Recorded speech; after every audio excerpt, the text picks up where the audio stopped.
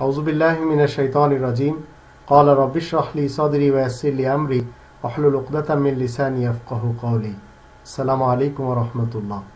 রাসূল কারীমের নামাজ নিয়ে পণ্ডিত বুখারী সাহেবের তামাশা শুনবেন?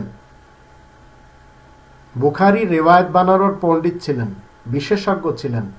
অনেকের দৃষ্টিতে তিনি ছিলেন শিয়া, অনেকের দৃষ্টিতে তিনি ছিলেন সুন্নি, অনেকের দৃষ্টিতে তিনি ছিলেন সালাফি, কিন্তু মূলত তিনি ছিলেন জারেতুশতি। তার গ্রন্থের রিওয়ায়াত নম্বর 489 এবং 495 এখানে লেখা রয়েছে, স্ত্রীকে নিদ্রিত অবস্থার সম্মুখে রেখে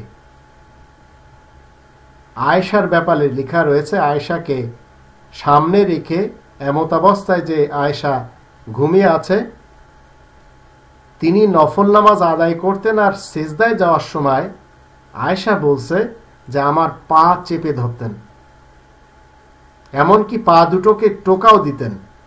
এগুলি হচ্ছে সহিহ হাদিস, যা সমাজে প্রচার করে পণ্ডিত বুখারী সাহেবের অনুসারীরা।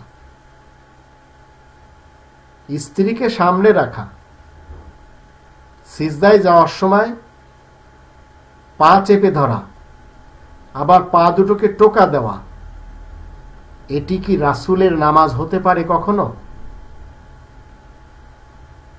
কোরআনের 23 নম্বর সূরা মুমিনুনের প্রথম 3 আয়াতে আল্লাহ বলেন, ক্বাদ আফলাল মুমিনুন আল্লাযীনা হুম ফি সালাতিহিম খাশিউন ওয়াল্লাযীনা হুম আনিল লাগবি মুরিদুন। নাজাত প্রাপ্ত দল কারা?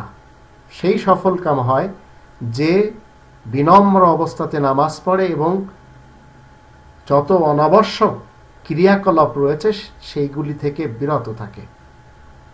আর 2 নম্বর সূরা আল বাকারার 45 নম্বর আয়াতে আল্লাহ বলে দিয়েছেন নামাজের ভিতরে কি পড়তে হবে।